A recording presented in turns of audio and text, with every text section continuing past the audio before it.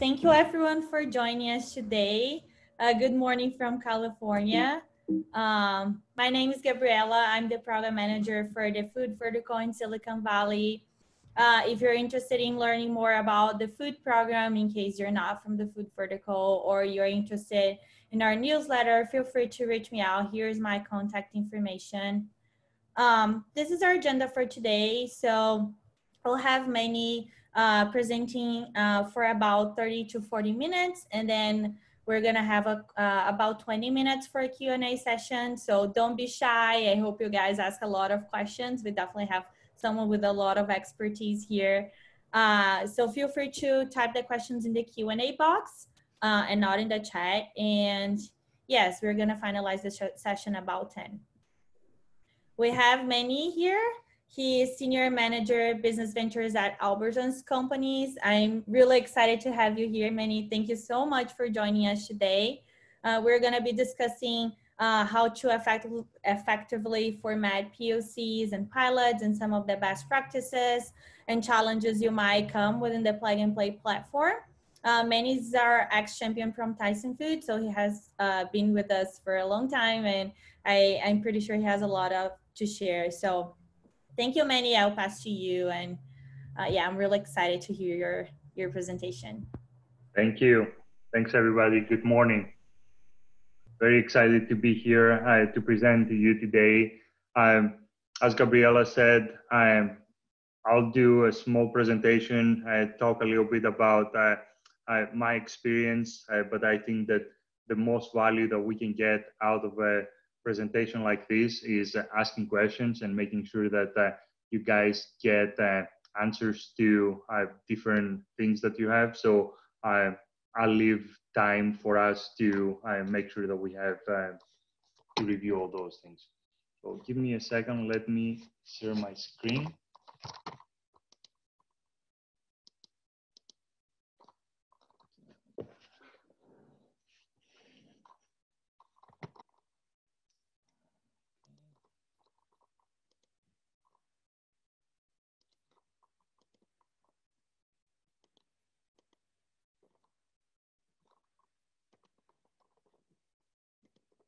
One second.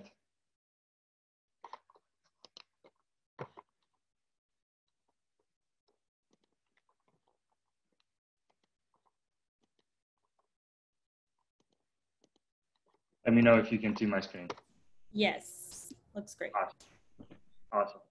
So I want to start with a quick introduction so that you know who you're talking to. So I was born in Greece many years ago. So I'm like a lot of you guys. I came here from another country. I saw an opportunity here after I graduated from high school to come to the United States and learn and be part of the American dream. I grew in Greece in an environment where my parents had their own stores. And so I've been part of the entrepreneurial system from very, very young age. My parents had multiple small convenience stores in Greece. So from a small age, from when I was 5 years old, I was in the store helping stock the shelves there and helping them grow the sales that we had in those stores.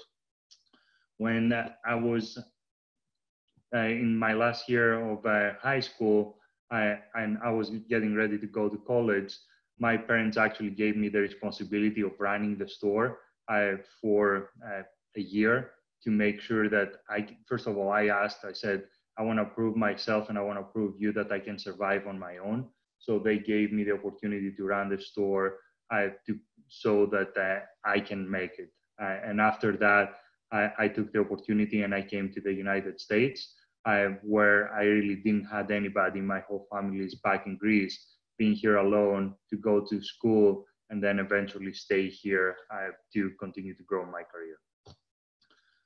Where did my journey take me? So as I said, I came here back in 1996, and I came here to go to school. I went to San Jose State University, and I graduated there with a degree in business management and marketing.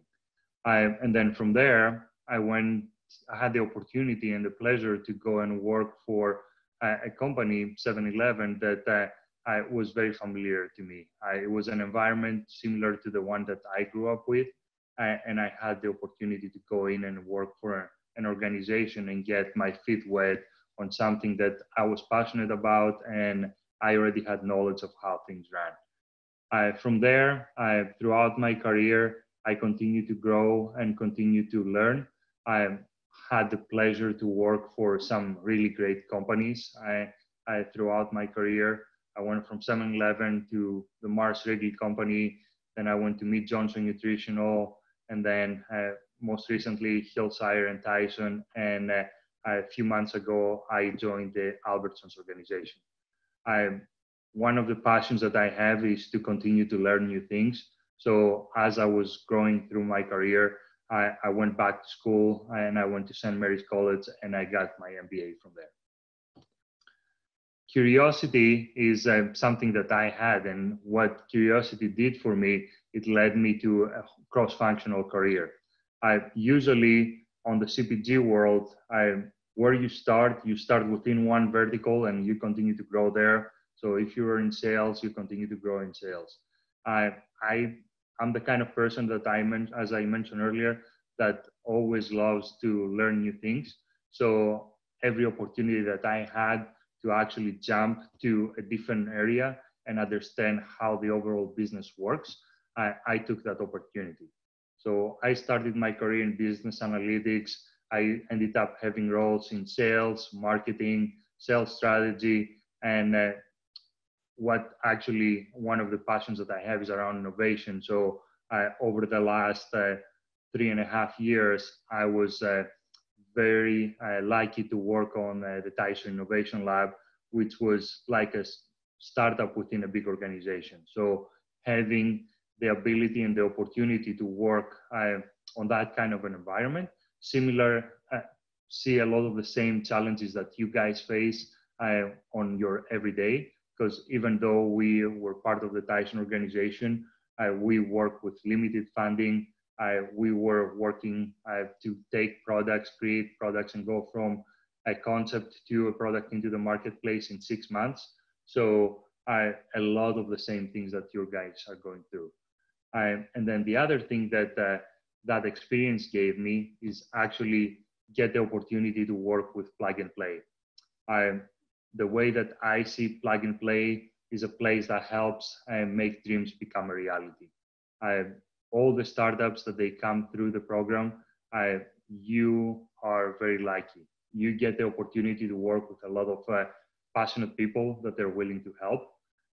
It's a very collaborative environment, not only with the people that work at Plug and Play, but if you look at the startup community that's there, if you look at the corporations that are there, everybody's working together and everybody's willing to help.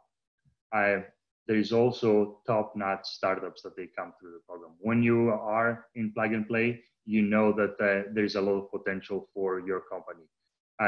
The selection process, everything, the way that the program works all together gives the opportunity for people to provide input and corporations to provide input on the startups that they believe have the maximum potential. So if you are part of the program, that means you've been vetted and that there is a lot of potential behind you.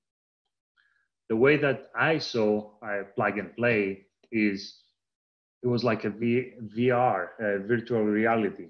You're going into that environment and you see all the cool stuff that they're there. You're like, oh my God, this is what the future is going to be like.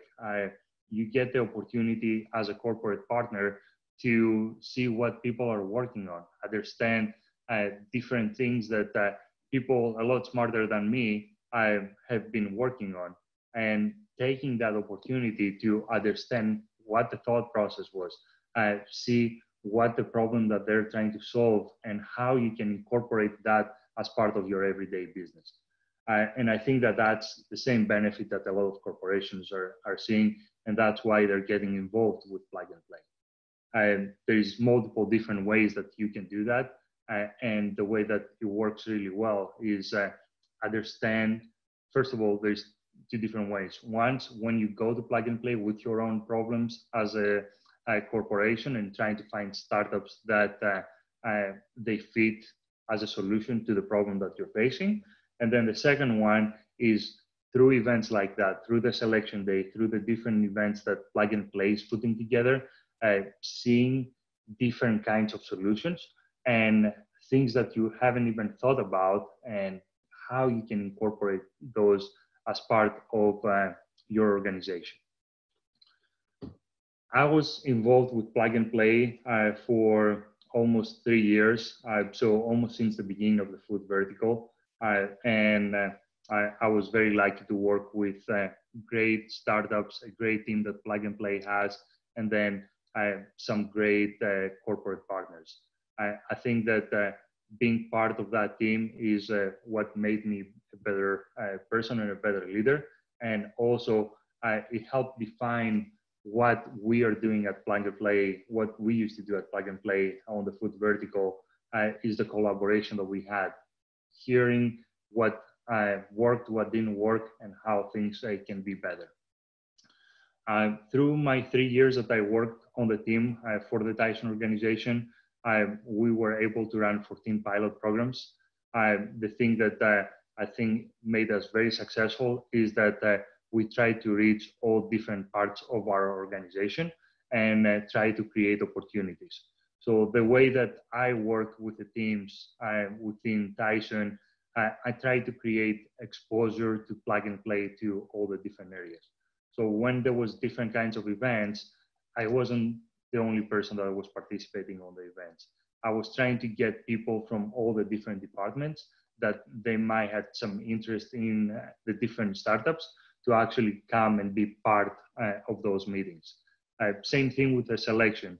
I wanted to make sure that they were involved, every department was involved into the selection process, and they had visibility on all the startups, so that if there was something of interest, we could actually bring it back, have deeper conversations, and understand if their solutions can be implemented with what we're doing. So the 14 different pilot programs that we ran was with companies in marketing, R&D, supply chain, packaging, new ingredients, and even HR. So as you can see, it wasn't one area that we put a focus on. If there was something that made sense and created opportunities for us, we wanted to make sure that we participate. How does the introductions usually work between the startups and the corporations? So Plug and Play has two different things. You have the batch program that you guys are part of, and then you have the private deal flow. On the private deal flow, it's very much driven by corporations, where they present to Plug and Play their own problem statements, and then Plug and Play is looking and they're sourcing different kinds of startups that potentially can find solutions for those problems. So it's very much driven by the corporation. If you ended up being in one of those private deal flows and you're picked, you know that there's a lot of interest from that particular corporation, and those usually lead to some kind of a pilot program or some kind of POC or a demo. The batch program that you guys are in works a little bit different, but you should feel really good about. Batch program starts from Plug and Play sourcing about 500 different startups. From there, they narrow it down to about 100 startups, and they provide that list over to the corporate partners. So for each vertical, there are between 5 to 7 different corporate partners that they are vetting those 100 startups.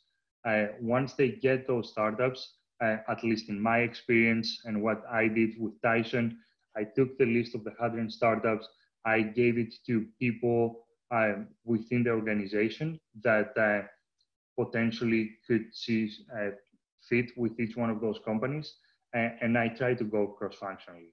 I try to get people involved from every aspect of the business, just trying to identify different kinds of opportunities. And then once we got those votes back from the internal people, I submitted that over to the plug and play team. Same thing happens with all the other corporate partners. They're going through the same exercise. And then when plug and play gets all the votes, they look at the top picks for each one of the corporate partners, and they narrow it from about 100 startups to 30 startups that they were selected for the selection day. During the selection day, the corporate partners are there, and the startups, they're making their initial pitch, where you are going a little bit deeper. You're doing a presentation in front of the corporate partners, and you're telling your story. Up until that point, the only thing that we knew about your organization and your team was everything that was on an Excel spreadsheet and a small document that had a summary of what you were doing. So there was already some interest from corporations. That's why they picked you. But that is the first opportunity that you have to make an impression, and also for corporations to ask some questions. Once that happens and the selection day happens, and obviously now it's not a live meeting, everything happens through Zoom over the last year, but before that it was a live meeting that was happening. The corporate partners that they're there, they're making their final votes, and they're saying which one of those startups that they're part of the selection program have the biggest potential. And that's how they narrow down to the 20 startups. So once you're there, you should feel really, really good. You know that you belong here. You know that you have a lot of potential. You know that there is interest from the corporations, that they're part of the program, and you have already opened the door to actually have conversations with those, identify who are the ones that they're really interested in your solution, and trying to find ways to get to work with those companies. So you're already in a good spot. You have visibility, you have the right people within the organization usually that's there, and if not the right people, you have the people that can open the door for the right people within the organization. After the selection is done and you guys are part of that group, usually what happens is you have deep dives with the different corporations where you have the opportunity to talk specifically, and usually it's a one-on-one environment where you talk with each one of the corporations, you telling them about your solution, and they ask specific questions about how things work and how potentially can incorporate into what they're trying to do. So during that time, you have the opportunity to really understand if there is a fit between you and them, and what that would mean. From there, if there is mutual interest, then the fun begins. That's when you have the opportunity to go deeper and have more conversations with each one of those corporate partners. So if there is a mutual interest, the next step usually it's an NDA that's signed between you and the corporate partners. There's an exploration to better understand the solution, get the right people involved, and make sure that if it's an R&D program, people from the R&D department are involved, so that they can validate and they can make sure that what you're presenting can potentially be a solution. At that time, if there is a fit there, then you're talking about what are the next steps, defining what a pilot program would look like, or a POC, what's the scope of the work, and how you can work together. And then once that is cleared, then you're setting up the pilot program or a POC or a demo, and you have the opportunity to start working with those corporations. You're a startup. A lot of the people that they run startups, usually they come from a background from a corporation. So there's some things that I want to make sure that you guys always keep in mind and you always remember. Most corporations are like a big cargo ship, not very easy to maneuver. So even though there might be a lot of interest behind what your solution is, there's going to be obstacles that you're going to face. And that is driven a lot by the corporations and not everybody within the organization being aligned with the different kinds of solutions. So don't expect that things are going to run smoothly. Don't expect that things are going to run fast. Startups are known for their agility. Corporate partners and corporations, big corporations in general, they're not moving with the same speed. So that can create some frustration. You need to understand that. And if you're going to be successful, you need to be sensitive of that. They're also very complex, the big corporations. So even though you might have conversations with the right person within the organization and they're very interested into your solution, big corporations are very complex. There is a lot of politics going on. There is a lot of different people that they get involved in different projects. So even though you feel that things might be going great, there might be someone on the other side of the desk that you haven't even met yet that might not be as passionate as the rest of the organization, and that can create issues. So it's nothing against you. It's nothing against the solution that you have. It's just that because of the complexity and how things work within big organizations, a lot of times there is issues that you haven't even seen that they might rise, and that can create situations that are not very positive. And there is also a lot of different layers. And that's one thing that I want to make sure that I caution you on. As you're working with those corporations and you're setting up those pilot programs, try to get as many people involved as you can. You want to make sure that within each one of those corporations, you get different kinds of layers of the organization in, so that the people that they're going to make the final decision are part of this program. And you're not just dealing with people that they are they're passionate and they see this as an opportunity, but they're not the decision makers. So you made it this far. You have corporations that they're interested. They want to work with you. They want to set up a pilot program, and you're starting to work together.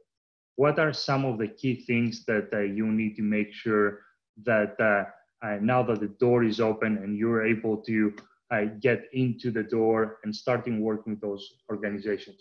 What are some of the things that you need to make sure that you continue to do in order for you to be successful? Communication is key. You want to make sure that you do your part. For everything that you're setting up, make sure that you have constant communication. You understand what's going on. You know where you stand. Anything that you're saying that you're going to deliver, make sure that you can deliver. The last thing that you want to do is waste your time and waste their time. So making sure that everybody's on the same page and understanding where you're at throughout the process is key. Next thing is working together. You want to make sure that, at least when I was part of Tyson, when we were working with those startups, we worked together. We saw them as being part of our team. It was an extension of our team.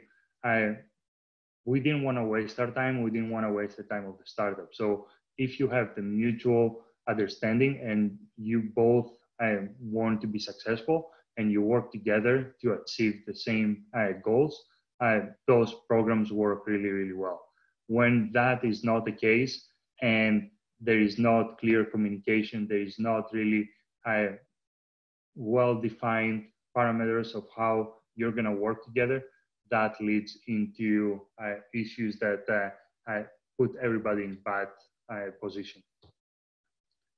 The next thing that you need to understand is set clear understanding of timing.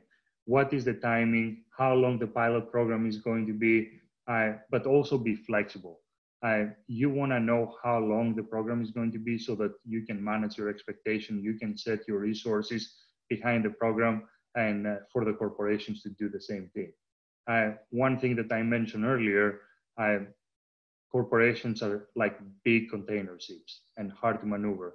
There's things that they'll come up during the time that you're gonna work together. So timing, a lot of times is gonna have to shift. And a project that you thought it was going to run for 3 months, it's probably gonna get extended and run for 4, 5, 6 months.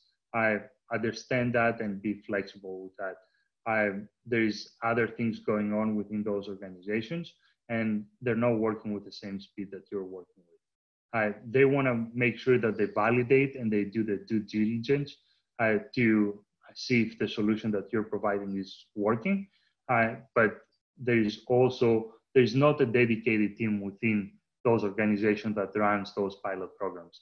So as things come up from their side, you're always going to face issues with time. And then the other thing that you need to make sure that you set and you have conversations about is make sure you understand what success is. The last thing that you want to do is go into a situation and work with a corporation thinking that everything is going great, thinking that everything works, and then they have different understanding. They don't see it the same way that you're seeing it. That creates confusion, and that leads to frustration a lot of times, because at the end of the pilot program, when you think that everything worked well, then and you expect that there's going to be next steps, they don't see it the same way. So having those KPIs and understanding where you stand throughout the process can be really, really helpful in order for you to be successful. And then the other thing that you want to do is you want to understand what success can lead to. So as you're working with those corporations, you want to understand if the pilot program is successful, does that mean that we're going to get to work together in the future? There's going to be an opportunity for an investment? What are the things that I can get out of the pilot program? Different startups and different corporations work different. The goals are different. And having those defined and understand what that pilot can lead to can help tremendously. And if things don't work out, don't be discouraged. Things happen in corporations, and as you see, even if it's a successful pilot program, things can change. Strategies change all the time within those organizations. And what was a key priority when the pilot program started, and there was a lot of funding behind it, and there was a lot of excitement behind it, those priorities change. Understand that and don't be discouraged. It's like when you break up with someone, you say, it's not you, it's me. That happens a lot with the corporations. It's not necessarily that it's an issue with your solution or with what you're doing. It has a lot to do with corporation and changing priorities. But even if that's the case, and you shouldn't be discouraged, you should use the opportunity to learn. Don't think short term, think about it long term. Don't try to use the pilot program and think that I'm gonna make money out of that. The biggest advice that I give to startups when I work with them, and I was clear from them from the beginning, is try to set up a pilot program that you're gonna learn, the corporation is gonna learn, and you're gonna be able to validate what you're doing and the solution that you have, and create that opportunity for them to see the value that you can add to the organization.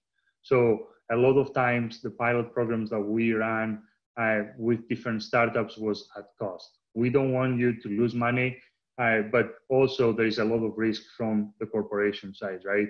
So you want to make sure that you minimize that risk. So if there is an understanding and you can run a pilot program at cost, that adds a lot of value for the corporations. The pilots give you the opportunity for both sides to validate the solution.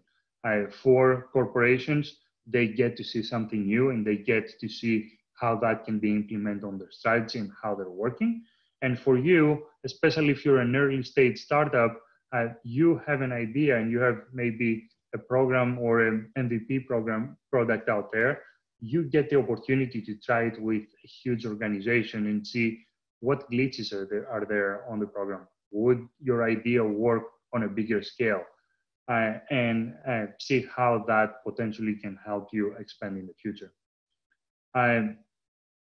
You can also, one of the things that I did with the organizations and the startups that I run different kinds of pilot programs, if it's a successful test, or even if you're doing a test, you can use it with other customers. You can, a lot of times, you can take that and say, hey, we're doing a pilot program with Tyson, or we did a pilot program with Tyson, and that opens up doors a lot of times. When someone like a Tyson, like a PepsiCo, like those kinds of organizations that are huge, they're bringing you in the door, that means that there is interest out there. So it can help with other customers beyond the ones that you're doing pilot programs with.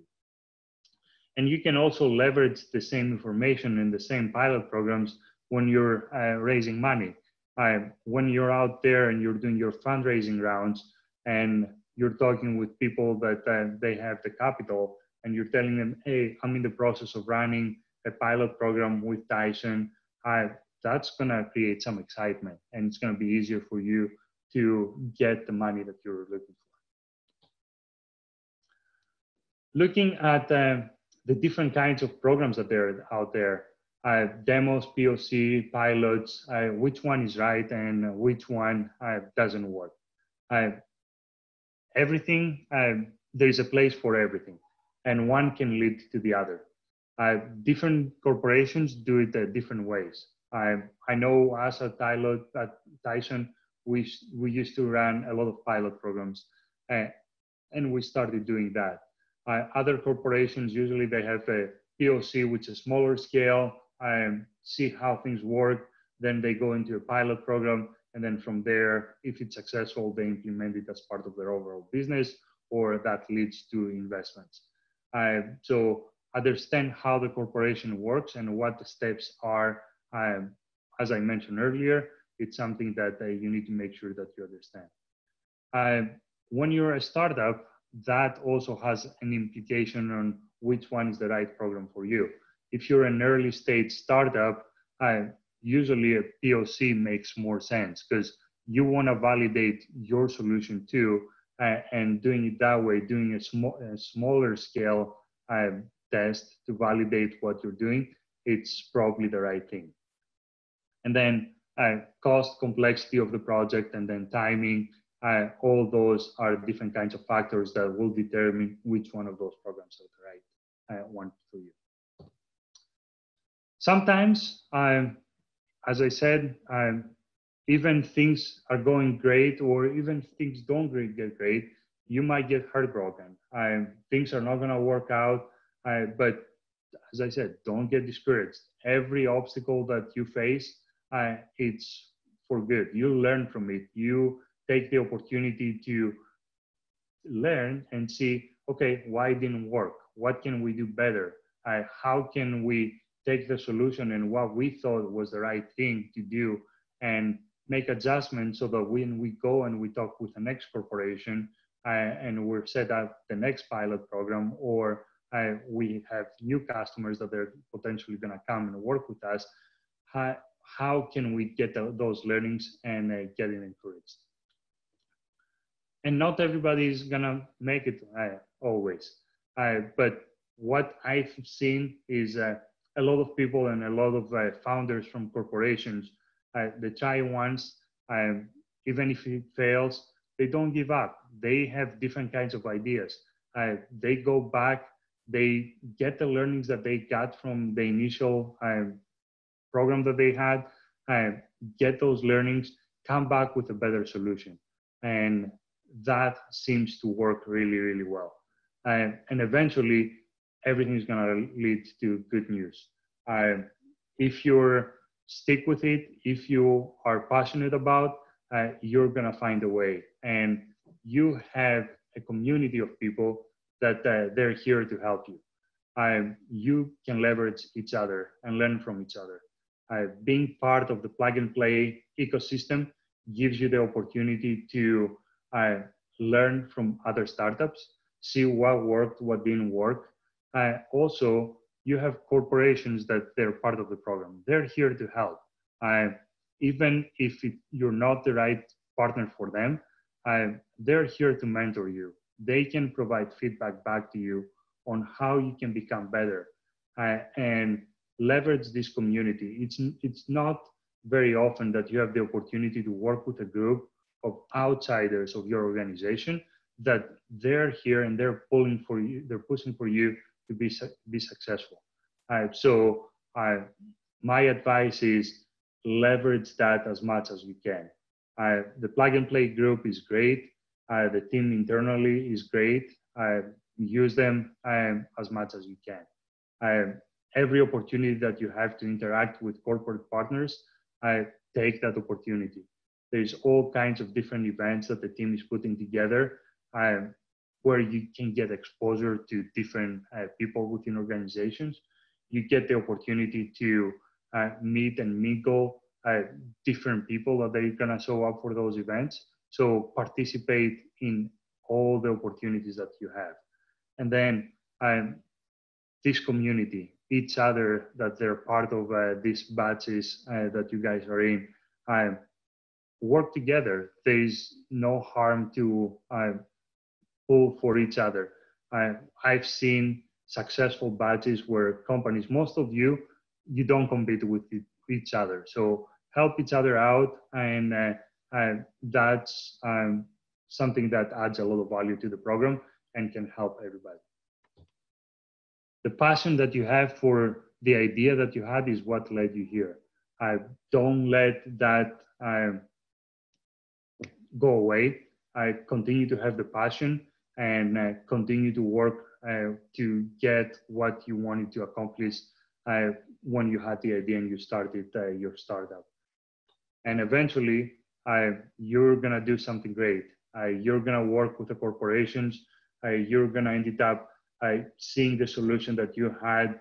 Maybe what you have right now, it's not the final product and the final solution that is gonna be out there. So be open-minded. Listen to the corporations. I can tell you one of the biggest successes that we had with a startup on a pilot program that we had was a startup where we started, they presented their solution and it was something totally different than what we actually ran a pilot on. Be open-minded. People from the corporations, they've been around for many years. They can see your solution, and a lot of times they can identify different ways that you hadn't even thought about that you might help them out with different problems that they're facing. Don't be stubborn and say, hey, no, this is what I want to do. Listen, understand. They have the experience. They're going to be your customer, and you want to listen to your customer. And that's what's going to lead you to success. And that is all I had for you today. So I'll open it up for Q&A. Thank you so much, Menny. That was really helpful. It was helpful even for me. It's always great to hear someone with a lot of experience. Again, to the attendees, please type your questions to the Q&A box. We have about 20 minutes for questions. So that's a great opportunity to tap into a deeper discussion. Menny, we already have a couple of questions here. So I want to start with, sometimes we get stuck in build versus buy. Large enterprises have mandate to in-house many things, even though that could be much longer expensive. How do you overcome the culture where even internal departments are kind of competition? So a lot of times building from within the organization, it's hard, right? You have issues that you're gonna face. You're never gonna work with the same speed as the startups are gonna work with, and that's one of the things that we I faced as an organization when I was with Tyson. I, there were people that they were thinking that, hey, you know what, we can do it on our own, but there is not focus. You don't have focus. You don't have teams that they can spend all their time behind that project. That's what led us to partner with Plug and Play and trying to find solutions out there that actually can help us show us the way of how things work. We can learn from them and we can take something that's out there, bring it within the organization, and accelerate how quickly we are going to be able to find that solution. A lot of times when you're a corporation, timing is a huge thing, right? You want to make sure that you're the first one that you take advantage of an opportunity. And if it's someone that's already out there and working on it, you want to make sure that you have your hands on it before your competition does. So having the ability to work with someone that's already in a space that you're interested in and bringing them into your ecosystem, it's only going to accelerate the way that you're going to take that innovation to the next level, and it's going to help you solve the issues that you're facing. So there's a lot of value there. And a lot of times when you try to do it internally, it's going to end up costing you even more money. Thank you. That's very helpful. We have Jerry here saying, I just want to pass some good wishes from Steven Does, who is sorry you left Tyson, but is happy that you found a great opportunity closer to home. So that's very Thank nice. you. Thank you. I miss Steve. Steve does, and the whole R&D team from Tyson was a great partner for us. We worked together and we were able to bring a lot of the pilot programs. Steve was the one that was leading a lot of those programs, and the R&D team had been great. It's one of the teams within Tyson that I miss the most. So say hello to Steve and everybody on that team. That's super nice. Yeah, I'm gonna give a couple more minutes. If you have any questions, don't be shy. Oh yeah, we have another one. Are large companies interested in B2C brands and how to pitch them this idea? I'm thinking Sir Kingston sold Unilever, and which level of the organization one should engage with B2C brand rather than products? Yeah, so they are interested in B2C companies. You can see big corporations being out there trying to buy all kinds of smaller players. If you think about it, at least on the CPG side, a lot of the growth that we've seen comes from small startups. And that's because they're nimble, they're willing to take risks, they're willing to go into new categories and bring in new innovation. And it's something that big corporations, they don't necessarily have the ability to do. You have a P&L that you need to make sure that you deliver. You have your customer base that you want to make sure that you take care of first. And innovation, even though it is a priority, most of the time it leads to product extensions, not necessarily new innovation. So having the ability to see what's going on, if there is on the CPG side companies that they have a product and consumers are interested in that product, it's going to create interest from the corporations, and it can lead into investments, it can lead to potential acquisitions. Within Tyson, we had a business venture team, and that team was making investments into smaller startups that we saw that they had potential. And eventually, that can lead to an acquisition. Perfect. Thank you so much. What are their challenges in product development, R&D in terms of formulations? So a lot of times, and when I worked really closely with our R&D team, they wanted to create different kinds of products. I'm thinking about plant-based products. We wanted to get our hands on new kinds of ingredients, new kinds of ideas, how we can incorporate more protein on products without compromising the taste of a product. So having the ability and understanding what the goal is and what that team is trying to accomplish, and then working with the plug and play team to identify what the right partners are, trying to see not only what's the right solution short term over the next 2 to 3 years, but even looking long term. Most of the startups, they don't have the scale that's needed for someone like Tyson to take a product out into the marketplace short term, but having the ability and the vision to see where a partnership can lead down the road is how things work and how you can make it successful. Perfect. We have one more question. How do you deal when large corporation wants to shelve your solution after making a deal with you? So as I mentioned, things change when you are working with a corporation. And a priority that was there initially when you started working with that corporation might not be the priority 3 months or 6 months down the road. I don't take things personally. Understand that it's things change, priorities change, funding changes a lot of time. One of the things that we had some issues with is that we didn't necessarily have funding to run a lot of those pilot programs.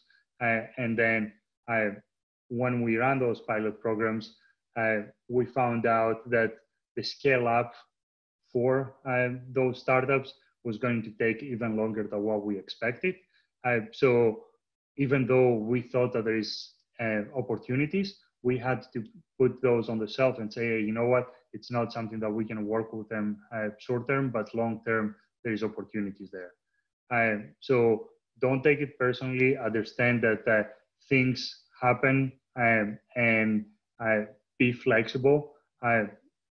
If it didn't work out right now and you have advancements that you did, or you have the opportunity to scale up and do other things with different customers, take that opportunity, work with them, work with the right customer and the right partner to make sure that you continue to advance your solution. And if it's someone that doesn't see the value or doesn't have the opportunity to work with right now, don't let it bother you and you lose your focus. Your passion, as I said, is what led you here. Don't lose that passion, continue to drive, because eventually, if you ended up doing a pilot with someone and there is interest, they're gonna come back to you and you're gonna have the opportunity to work with them in the future. Perfect. Well, people are going crazy here in the questions.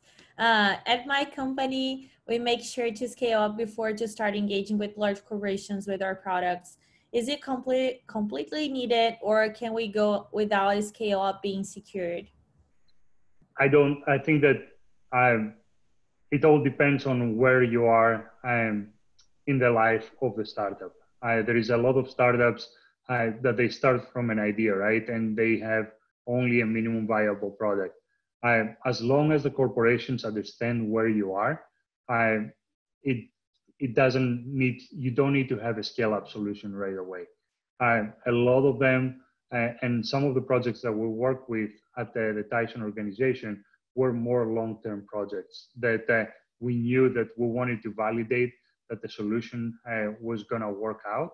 And if it was going to take a year or a year and a half or even 2 years before there was a scale-up solution out there, we were still interested in it, and we wanted to make sure that we bring them in and we try to incorporate it as part of the work that we're doing.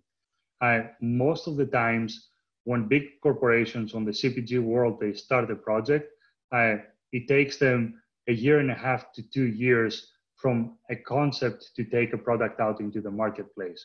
So they understand how things work. They understand that not everything is going to run smoothly. And you have the ability, as long as you're on the same page and you understand that, to make a difference even if you don't have a scale-up solution right away. Have you been in a situation where insourcing a new technology led to the creation of a new business model to engage customers? Any advice for the startups to help guide your corporate partners in this process? Thank you. So, not necessarily something that I was personally involved with. I can say that the example that I gave about the the startup where they presented something totally different. And actually, Steve Das was the one that was in the meeting. I saw that presentation, and he thought that the solution that they had actually had different business opportunities, and talked with that particular startup, and we ran a pilot program with them. Actually, that startup ended up changing their whole scope of their work, and they saw a bigger opportunity on what we worked with them on. So being open-minded, understanding that there is other things out there that might be a bigger opportunity than what you originally thought of. It's something that I would suggest you always keep in mind. And same thing from the corporations. A lot of them, they have their mindset, they have their strategy, they know what they want to accomplish, but they haven't thought about all the different things. So when they come to events like the events that Plug and Play is putting together, the opportunity that is out there is for them to get to see different kinds of ideas, different kinds of things that they hadn't even thought about, and that can create an opportunity for you to come in, talk to them about your solution, talk to them about the way that you're approaching things, and it can create a lot of interest from them. You need to be clear on your communication. You need to understand what you're trying to accomplish, and make sure that when you have those conversations, you really are very well prepared. Otherwise, it's going to lead into confusion. When someone comes in and talks to you about something that they don't have a lot of ideas already, or they don't have a lot of expertise already about, having the ability to understand what you're trying to accomplish can only help them. Perfect. Are multi-parties POCs possible with startups, a CPG, and a relevant current corporate ingredient supplier, or is that too complex? Most of the times you ended up working with more than one group. So when you come in, especially when you're an ingredient company, you come in to work with someone like Tyson or PepsiCo, you're going to end up working with different kinds of partners as well. My recommendation is take it one at a time. I work with the corporation and make sure that you're getting close with them. They are the ones that they brought you in, and they are the ones that they have a need that needs to be satisfied. Focus on that and trying to find a solution that's going to work for that. If you're going to make it too complex, it's probably going to lead into confusion. It's probably going to lead into things that they're not necessarily going to be the right thing for that organization. And you might end up hurting yourself more than helping yourself. Okay, I think we have time for a couple more questions. When you are developing a product and aiming at a large corporations, do you want to make sure that organoleptics are going to be perfect by, for instance, working with an F&F company to perfect the future product? You need to have a vision, and you need to know where you want to be. A lot of times when we were working, or when we were first seeing some of the startups, they didn't have the final product. We knew that they were still in development. And most of the times what you're selling them on the idea that your solution can be something that they can incorporate within the organization and the project that they're working on, and it can be a potential solution for you. So you don't have to be perfect. You don't have to be having the final product. We talked about MVP, most viable product. Once you have that, that is what's going to create the interest. The understanding would be from a corporation when they work with you that there's going to be adjustments and before you have the final product, and they're going to help you actually get there. What you have now, it might not be perfect for them. You need to make sure that you make adjustments to make sure that it works for them. So even if you had a perfect product, most of the time there's going to be manipulations that you're going to have to make. Great. Do you happen to have a standard template that we can use to make sure the goals and success measures are aligned? Kind of like a POC specification sheet that can objectively outline expectation and deliverables. I used to have one. Obviously, when I left Tyson, I didn't take that with me. I'll be more than happy to work with any of you guys, both the corporations as well as startups, as you're developing those KPIs. If you need any help, reach out to me. The team can provide you with my information. I'm open to working with any of you. So let me know how I can help, and I'll be more than happy to be involved in setting up those KPIs, talking about the experiences that I've had, talking about what I see as big opportunities, and make sure that you set those up. Yeah, definitely. Menny is a mentor with Plug and Play. So in case you're interested in setting up a session with Menny, just reach me out. I'm going to leave my email here in the chat. And yeah, I'm happy to get you connected. I think we're done for the day. I think we answered all the questions. Yes, thank you so much, Menny. That was very insightful. I hope I got a little bit more, a better understanding for the startups, how to interact with corporations. And yeah, I really appreciate you joining and taking the time today. No, thank you. Thank you for the opportunity. For all the startups out there, you guys are in a great company. You have a great team that you're working with. The other startups that are there don't only look within the food vertical, look across all the different verticals. You might find partners that you can work with. You can find other startups that can help you. They're probably farther along that you are. Get connected, take advantage of the opportunity that you have being part of this program.